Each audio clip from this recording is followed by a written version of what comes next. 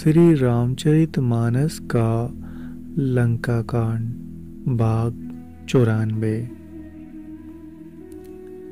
शिवजी ने कहा, हे रघुकुल के स्वामी, सुंदर हाथों में श्रेष्ठ धनुष और सुंदर बाण धारण किए हुए आप मेरी रक्षा कीजिए। आप महामोह रूपी मेघ समूह के उड़ाने के लिए प्रचंड पवन है, संशय रूपी वन के वश करने के लिए अग्नि है और देवताओं को आनंद देने वाले हैं। आप निर्गुण सगुण दिव्य गुणों के धाम और परम सुंदर है। ब्रह्म रूपी अंधकार के नाश के लिए प्रबल प्रतापी सूर्य है। काम क्रोध और मद रूपी हाथियों के वध के लिए सिंह के समान आप इस सेवक के मन रूपी वन में निरंतर निवास कीजिए। विषय कामनाओं के समूह रूपी कमल वन के नाश के लिए आप प्रबल पाला है। आप उदार और मन से परे है। भवसागर को मथने के लिए आप मंद्राचल पर्वत है। आप हमारे परम वर्ग को दूर कीजिए और हमें दुस्तर संसार सागर से पार कीजिए। है श्याम सुंदर शरीर, है कमल नयन, है दीन बंधु, है शरणागत को दुख से छुड़ाने वाले, हे राजा रामचंद्र जी, आप छोटे भाई लक्ष्मण और जानकी सहित निरंतर मेरे हृदय के अंदर निवास कीजिए। आप मुनियों को आनंद देने वाले पृथ्वी मंडल के भूषण, तुलसीदास के प्रभु और वे का नाश करने वाले हैं। हे नाथ, जब अयोध्यापुरी में आपका राज तिलक होगा, तब हे कृपा सागर, मैं आपकी उदार लीला देखने आऊँगा। जब शिवजी विनती करते चले गए, तब विभीषण जी प्रभु के पास आए और चरणों में सिर नवाकर कोमल वाणी में कहा, हे शांग्य धनुष के धारण करने वाले प्रभु, मेरी विनती सुनिए। आपने कुल और सेना सहित रावण का वध किया, त्रिभुवन में अपना पवित्र यश फैलाया और मुझ दीन पापी बुद्धहीन और जातिहीन बहुत प्रकार से कृपा की। अब हे प्रभु, इस दास के घर को पवित्र कीजिए और वहां चलकर स्नान कीजिए, जिससे युद्ध की थकावट दूर हो जाए। हे कृपालु, खजाना, महल और संपत्ति का निरीक्षण कर प्रसन्नता पूर्वक वानरों को दीजिए। हे नाथ, मुझे सब प्रकार से अपना लीजिए और फिर हे प्रभु, मुझे साथ लेकर अयोध्यापुरी को पधारिए। विभीषण जी के कोमल वचन सुनते ही दीन दयालु प्रभु के दोनों विशाल नेत्रों में प्रेम अश्रुओं का जल भर आया। श्री राम जी ने कहा, हे भाई सुनो, तुम्हारा खजाना और घर सब मेरा ही है, यह बात सच है। पर भरत की दशा याद करके मुझे एक एक पल कल्प के समान बीत रहा है। तपस्वी के वेश में कृष्ण शरीर से निरंतर मेरा नाम जप कर रहे हैं। ऐसा का वही उपाय करो जिससे मैं जल्दी से जल्दी उन्हें देख सकूं। मैं तुमसे निहोरा अनुरोध करता हूँ। यदि अवधि बीत जाने पर जाता हूँ तो भाई को जीता ना पाऊंगा। छोटे भाई भरत जी की प्रीति का स्मरण करके प्रभु का शरीर बार बार पुलकित हो रहा है। श्री राम जी ने फिर कहा, हे विभीषण, तुम कल्पभर राज्य करना, मन में मेरा निरंतर स्मरण करते रहना, फिर तुम मेरे उस धाम को पा जाओगे जहाँ सब संत जाते हैं। श्री रामचंद्र जी के वचन सुनते ही विभीषण जी ने हर्षित होकर कृपा के धाम श्री राम जी के चरण पकड़ लिए। सभी वानर बालू हर्षित हो गए और प्रभु के चरण पकड़कर उनके निर्मल गुणों का वखान करने लगे। फिर विभीषण जी महल को गए और उन्होंने मणियों के समूह से और वस्त्रों से विमान को भर लिया। फिर उस पुष्पक विमान को लाकर प्रभु के सामने रखा। तब कृपा सागर श्री राम जी ने हंसकर कहा, हे सखा विभीषण, सुनो, विमान पर चढ़कर आकाश में जाकर वस्त्रों और गहनों को बरसा दो। तब आज्ञा सुनते ही विभीषण ने आकाश में जाकर सब मणियों और वस्त्रों को बरसा दिया। जिसके मन को जो अच्छा लगता है वह वही ले लेता है। मणियों को मुंह से लेकर वानर फिर उन्हें खाने की चीज न समझकर उगल देते हैं। यह तमाशा देखकर परम विनोदी और कृपा के धाम श्री राम जी, सीता जी और लक्ष्मण जी सहित हंसने लगे।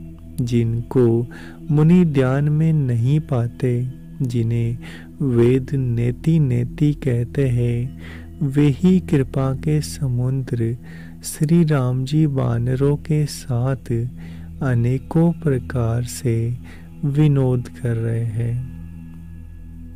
शिव जी कहते हैं, हे उमा, अनेकों प्रकार के योग, जप, दान, तप, यज्ञ, व्रत, नियम करने पर भी श्री रामचंद्र जी जैसी कृपा नहीं करते। बेसी अनन्य प्रेम होने पर करते हैं। भालुओं और वानरों ने कपड़े गहने पाए, उन्हें पहन पहन कर वे श्री रघुनाथ जी के पास आए। अनेकों जातियों के वानरों को देखकर कौशलपति श्री राम जी बार बार हंस रहे हैं। श्री रघुनाथ जी ने कृपा दृष्टि से देखकर सब पर दया की। फिर वे कोमल वचन बोले, हे भाइयों, तुम्हारे ही बल से मैंने रावण को मारा और फिर विभीषण का राज तिलक किया। अब तुम सब अपने अपने घर जाओ, मेरा स्मरण करते रहना और किसी से डरना नहीं। ये वचन सुनते ही सब वानर प्रेम में विह्वल होकर हाथ जोड़कर आदर पूर्वक बोले, प्रभु, आप जो कुछ भी कहें, आपको सब सोता है, पर आपके वचन सुनकर हमको मोह होता है। हे श्री रघुनाथ जी, आप तीनों लोकों के ईश्वर है।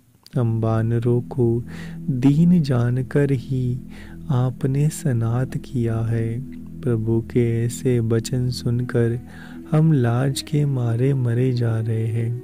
कई मच्छर भी गरुड़ का हित कर सकते हैं। श्री राम जी का रुख देखकर ऋच वानर प्रेम में मग्न हो गए। उनकी घर जाने की इच्छा नहीं है, परंतु प्रभु की प्रेरणा से सब वानर बालू श्री राम जी के रूप को हृदय में रखकर और अनेकों प्रकार से विनती करके हर्ष और विषाद सहित घर को चले।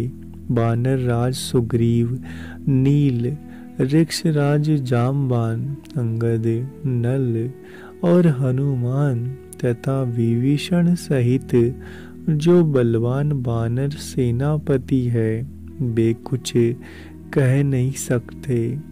प्रेम बस नेत्रों में जल भर भर कर नेत्रों का पलक मारना छोड़कर सम्मुख होकर श्री राम जी की ओर देख रहे हैं। श्री राम जी ने उनका अतिशय प्रेम देखकर सबको विमान पर चढ़ा लिया। तदंतर मन ही मन विपचरणों में सिर नवाकर उत्तर दिशा की ओर विमान चलाया। विमान के चलते समय बड़ा शोर हो रहा है। सब कोई श्री रघुवीर की जय कर रहे हैं। विमान में एक अत्यंत ऊंचा मनोहर सिंहासन है। उस पर सीता जी सहित प्रभु श्री राम जी विराजमान हो रहे हैं। पत्नी सहित श्री राम जी ऐसे सुशोभित हो रहे हैं मानो सुमेरु के शिखर पर बिजली सहित श्याम मेघ हो। सुंदर विमान बड़ी शीघ्रता से चला। देवता हर्षित हुए और उन्होंने फूलों की वर्षा की। अत्यंत सुख देने वाली 3 प्रकार की वायु चलने लगी। समुद्र, तालाब और नदियों का जल निर्मल हो गया। चारों ओर सुंदर शकुन होने लगे। सबके मन प्रसन्न है। आकाश और दिशाएं निर्मल है। श्री रघुवीर ने कहा, ऐ सीते, रणभूमि देखो। लक्ष्मण ने यहाँ इंद्र को जीतने वाले मेघनाथ को मारा था। हनुमान और अंगद के मारे हुए ये बारी बारी निशाचर रणभूमि में पड़े हैं। देवताओं और मुनियों को दुख देने वाले कुंभकर्ण और रावण दोनों भाई यहाँ मारे गए। मैंने यहाँ पुल बांधा और सुखधाम श्री शिव जी की स्थापना की। तदंतर कृपा निदान श्री राम जी ने सीता जी सहित श्री रामेश्वर महादेव को प्रणाम किया। वन में जहाँ जहाँ वरुण सागर श्री रामचंद्र जी ने निवास और विश्राम किया था, वे सब स्थान प्रभु ने जानकी जी को दिखलाए और सबके नाम बताए। विमान शीघ्र ही वहाँ चला आया जहाँ परम सुंदर दंडक वन था और अगस्त्य आदि बहुत से मुनिराज रहते थे। श्री राम जी इन सब के स्थानों में गए। संपूर्ण ऋषियों से आशीर्वाद पाकर जगदीश्वर श्री राम जी चित्रकूट आए। वहाँ मुनियों को संतुष्ट किया। फिर विमान वहाँ से आगे तेजी के साथ चला। फिर श्री रघुनाथ जी ने जानकी जी को कलयुग के पापों का हरण करने वाली सुहावनी यमुना जी के दर्शन कराए। फिर पवित्र गंगा जी के दर्शन किए। श्री राम जी ने कहा, है सीते, इन्हें प्रणाम करो। फिर तीर्थ राज प्रयाग को देखो, जिसके दर्शन से ही करोड़ों जन्मों के पाप भाग जाते हैं।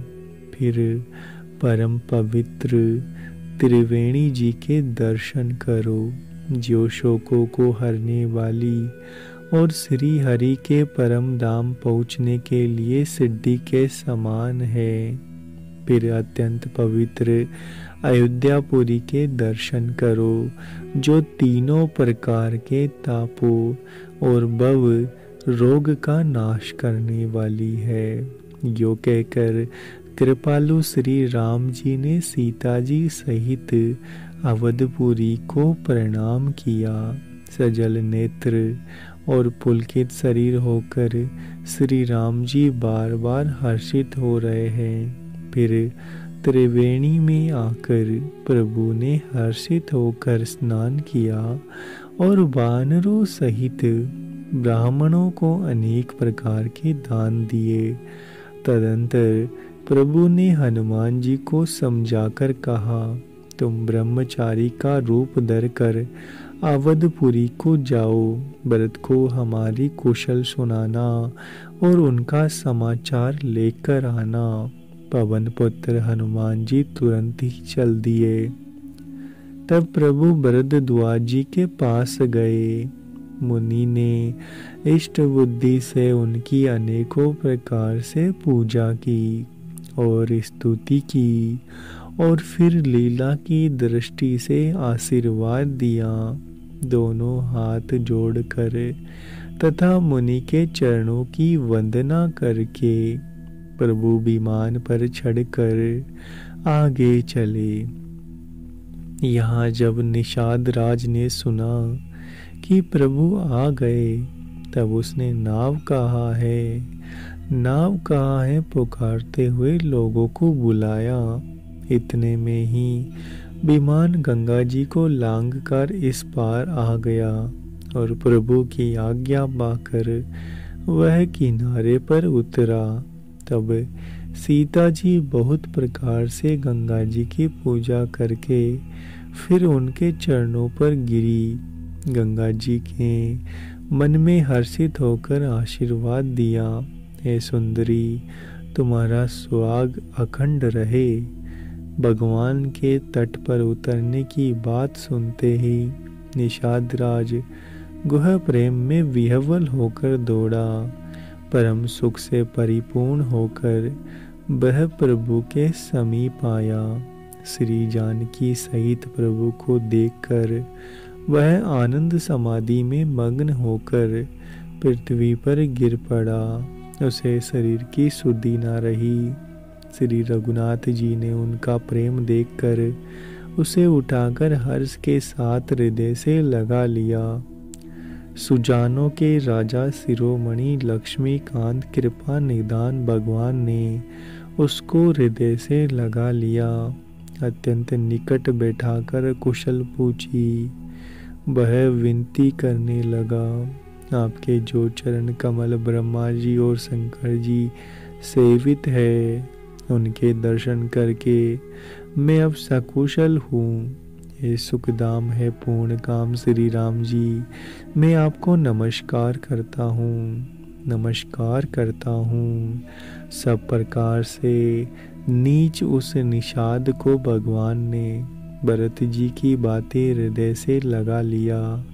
तुलसीदास जी कहते हैं, इस मंद बुद्धि ने मैंने मोहबस उस प्रभु को बुला दिया।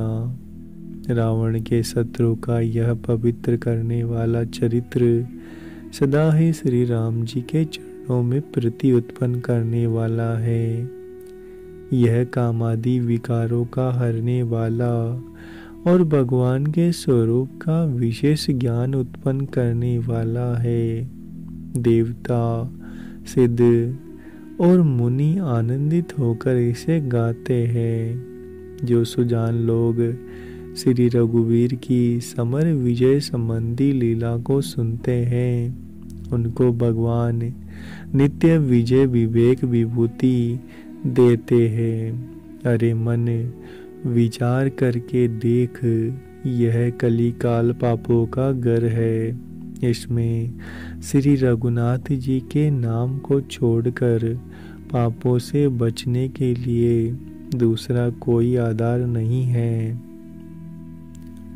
कलयुग के समस्त पापों का नाश करने वाले श्री रामचरित मानस का यह छठा सोपान लंका कांड यही समाप्त हुआ।